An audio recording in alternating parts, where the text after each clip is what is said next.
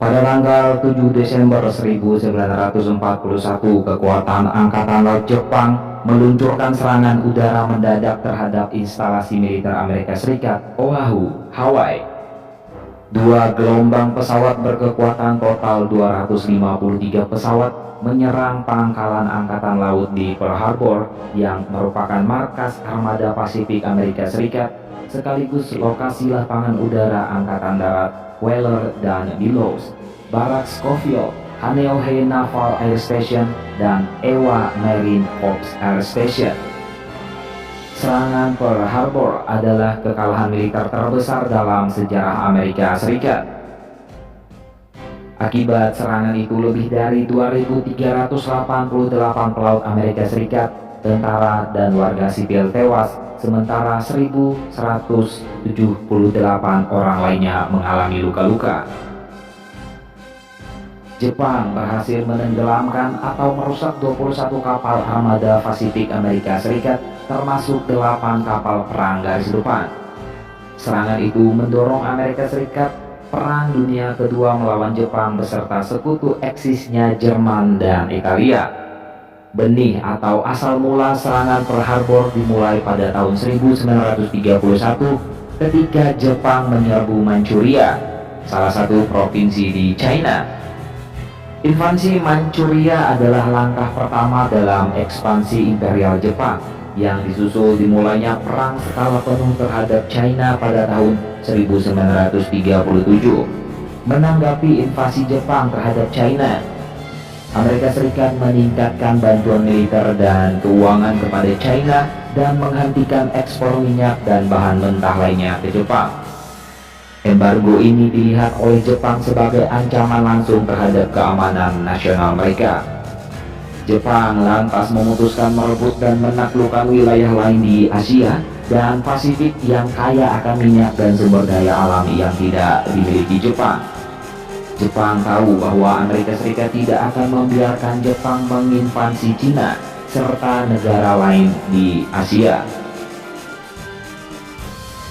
Sementara pemerintah Amerika Serikat dan Jepang terus bernegosiasi untuk menemukan solusi damai terhadap kebuntuan diplomatik, pemerintah Jepang percaya bahwa perang dengan Amerika Serikat merupakan sesuatu yang tak terelakkan. Jepang memutuskan bahwa satu-satunya cara untuk mengalahkan Amerika Serikat adalah dengan melakukan serangan pendahuluan dengan menghancurkan armada Pasifik Amerika Serikat di Pearl Harbor. Jepang juga percaya bahwa kemenangan di Pearl Harbor akan menurunkan moral rakyat Amerika untuk terlibat dalam perang dengan Jepang.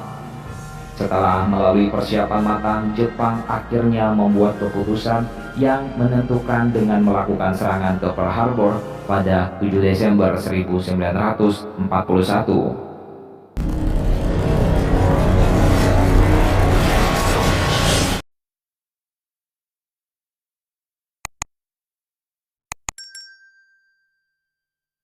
Setelah sukses besar dalam menunjukkan kekuatan militer Kekaisaran Jepang di Pearl Harbor 7 Desember 1941 dan menguasai sejumlah negara di kawasan Asia Timur dan Asia Tenggara, Kekaisaran Jepang ternyata melakukan sedikit kesalahan dalam perhitungan.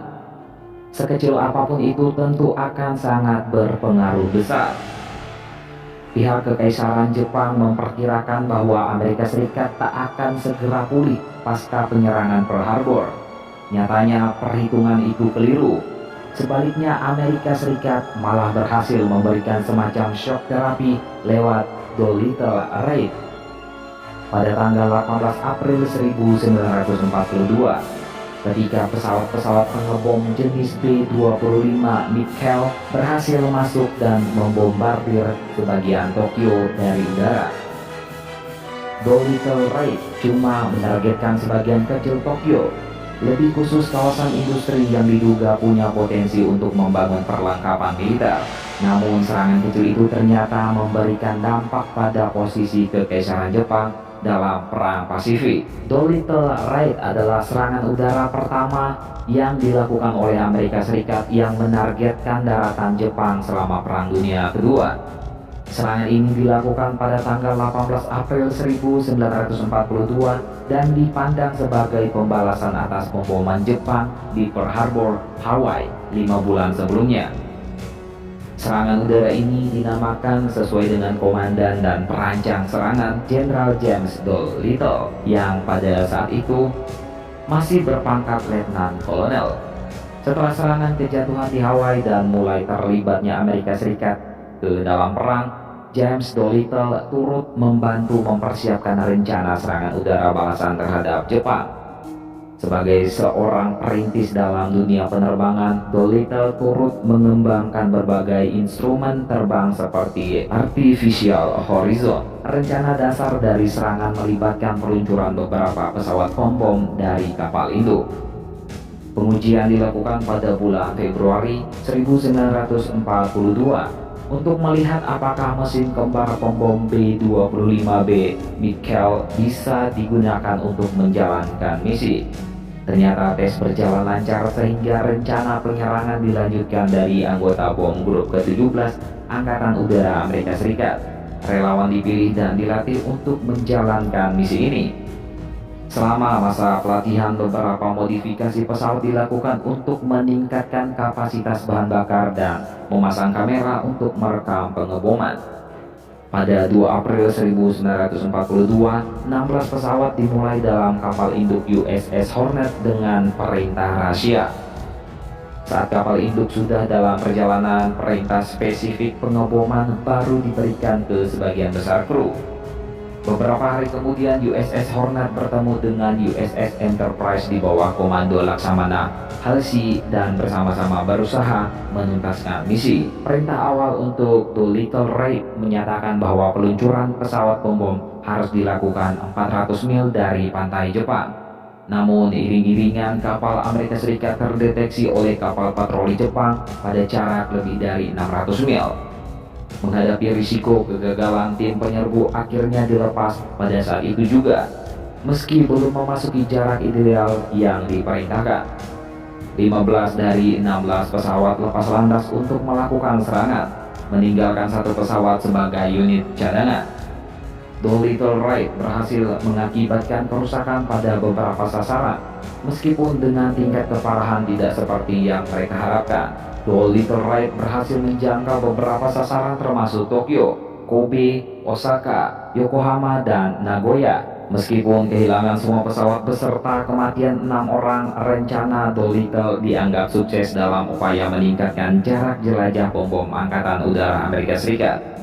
Sebuah konsekuensi strategis dari serangan ini adalah perintah Komandan Jepang Jenderal Yamamoto untuk menguasai kepulauan Midway dan menghancurkan kapal induk Amerika untuk menghilangkan risiko serangan bom di masa depan. Walaupun Jepang belum memiliki pasukan yang benar-benar siap, Doolittle Raid memiliki dampak yang luar biasa pada moral rakyat Amerika Serikat setelah serangan mengejutkan terhadap Pearl Harbor beberapa bulan sebelumnya. Doolittle dianugerahi Medal of Honor untuk upaya dan keberaniannya. Anak buahnya yang selamat juga menerima berbagai penghargaan dan promosi.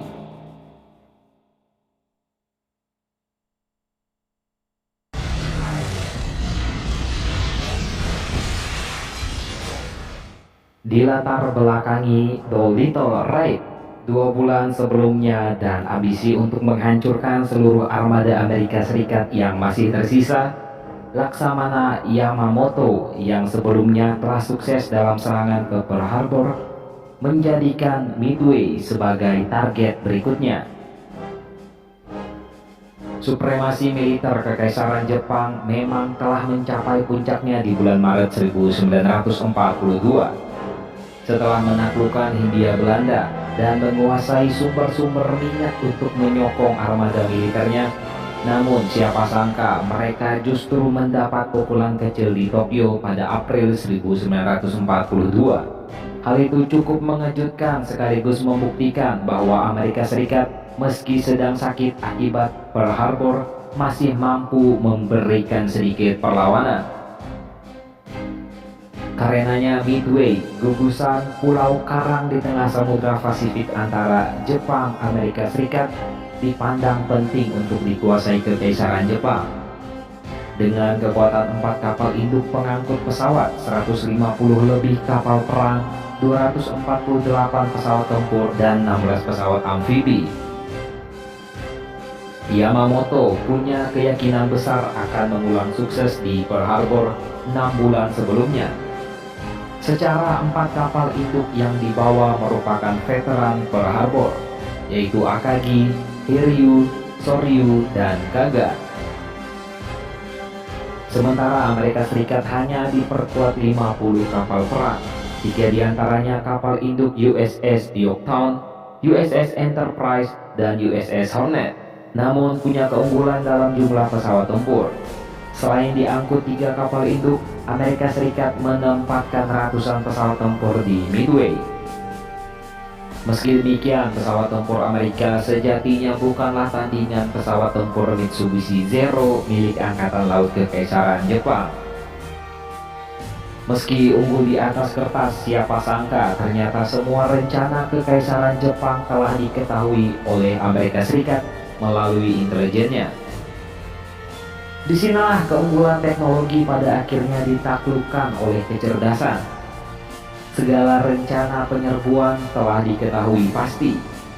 Di bawah komando Admiral Nimitz, Amerika Serikat memilih untuk konsentrasi di Midway, suatu hal yang tak diperhitungkan oleh Kekaisaran Jepang yang nampaknya masih terbuai dengan keberhasilan meluluh lantakkan Pearl Harbor. Angkatan Laut Kekaisaran Jepang di bawah komando Laksamana Nagumo memancing armada Amerika Serikat dengan strategi memecah konsentrasi sebagian pasukannya ke Kepulauan Aleut dan sebagian lagi langsung menuju Midway. Namun Admiral Nimitz ternyata tak terpancing, bahkan Kepulauan Aleut dinilai tak memiliki arti strategis. Memecah pasukan itu sendiri ternyata jadi kesalahan fatal. Nagumo tak menyadari itu, memang berhasil dalam serangan pertama atas Midway. Namun siapa sangka serangan itu justru membuat Angkatan Udara Amerika Serikat melakukan serangan balasan dalam jumlah besar. Semua armada langsung diterbangkan dari Midway. Serangan balasan itu tak diperhitungkan dengan baik, malah berakibat fatal dengan tenggelamnya kapal-kapal induk milik Angkatan Laut Kekaisaran Jepang. Belum lagi kesalahan Nagumo yang justru memasang bom di pesawat-pesawat tempur Jepang yang mengakibatkan keunggulan mereka tak bisa dimanfaatkan dengan maksimal untuk membendung serangan udara Amerika Serikat. Kebijakan untuk mengganti bom ke torpedo ternyata memakan waktu dan jeda sekitar 1 jam, itulah yang menjadikan kapal-kapal induk sasaran empuk. Bahkan Hiryu yang dalam kondisi rusak dan mundur dari pertempuran pun tetap jadi sasaran keganasan pesawat tempur Amerika Serikat. Pertempuran Midway berakhir dengan kemenangan Amerika Serikat.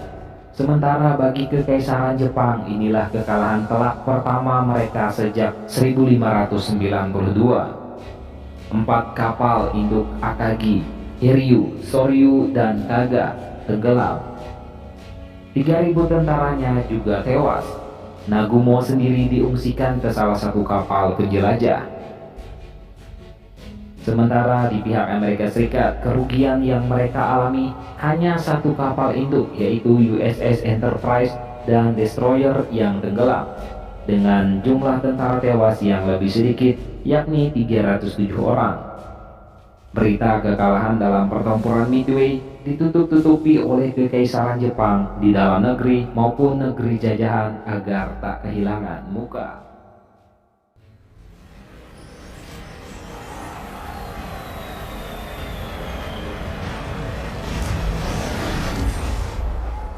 Sejak mengalami kehancuran nyaris total pada pertempuran Midway, Kekaisaran Jepang tak lantas mengganti armada perangnya yang hancur total, terutama mengganti 4 kapal induk veteran Pearl Harbor yang semuanya berhasil ditenggelamkan oleh Amerika Serikat.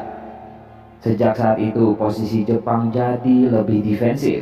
Lebih buruk lagi, Kekaisaran Jepang cenderung meremehkan faktor intelijen sebagai bagian penting untuk memenangkan pertempuran.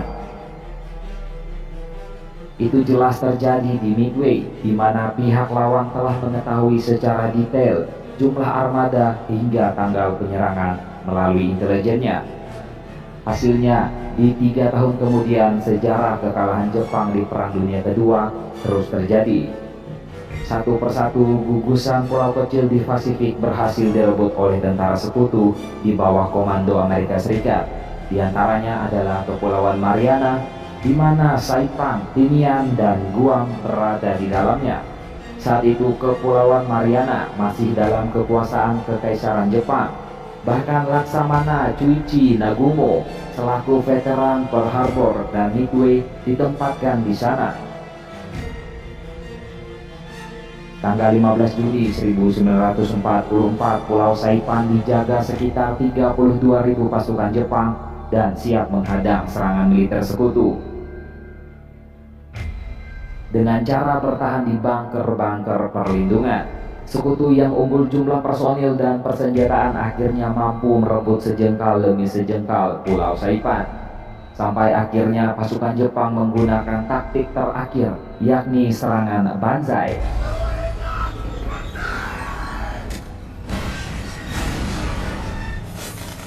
Bertempur sampai titik darah penghabisan.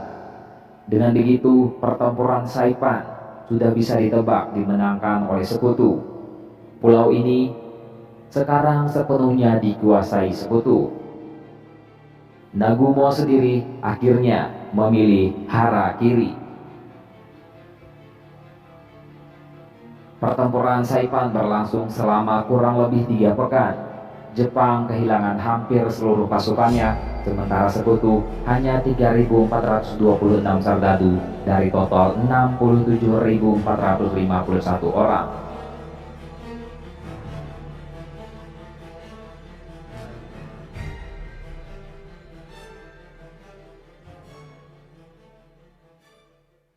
Sejatinya, Guam berada di bawah administrasi Amerika Serikat sejak 1899, setelah sebelumnya sempat jadi koloni Spanyol. Namun pada 10 Desember 1941 atau selang 3 hari setelah serangan ke Pearl Harbor, Kekaisaran Jepang berhasil merebut Guam dari Amerika Serikat dan menguasainya. Karenanya Amerika Serikat yang memimpin pasukan sekutu ingin kembali merebut bagian dari Kepulauan Mariana itu. Sukses besar merebut Pulau Saipan dalam pertempuran Saipan yang berakhir pada 7 Juli 1944, sekutu lantas mengarahkan target berikutnya ke Guam. Tujuannya agar seluruh Mariana dapat dikuasai dan semakin mudah untuk mendekati kepulauan dan daratan utama Jepang. Serangan sekutu atas Guam dimulai pada 21 Juli 1944 dengan kekuatan 59.401 tentara di bawah pimpinan Mayor Jenderal Roy Gaynor dan Laksamana Richmond K. Turner. Sementara untuk mempertahankan Guam, tentara Kekaisaran Jepang mengandalkan 18.657 pasukan di bawah Letnan Jenderal Takeshi Takashina. Meski kalah jumlah, tentara Kekaisaran Jepang masih bisa menahan serangan sekutu selama kurang lebih 3 pekan dengan mengandalkan pasukan angkatan darat dan laut. Ditambah sejumlah tank, akhirnya 10 Agustus 1944 Guam jatuh ke tangan sekutu untuk selanjutnya dijadikan pangkalan militer, terutama dalam rangka serangan ke kepulauan utama Jepang. Selama operasi militer di Guam tercatat sekutu kehilangan lebih kurang 1.600 prajuritnya, sementara Kekaisaran Jepang kehilangan sedikitnya 11.000 prajurit, termasuk di dalamnya 2 perwira tinggi, yaitu Letnan Jenderal Takeshi Takashina yang tewas pada 28 Juli 1944 dan penggantinya Letnan Jenderal Hideyoshi Obata yang melakukan seppuku pada 11 Agustus 1945.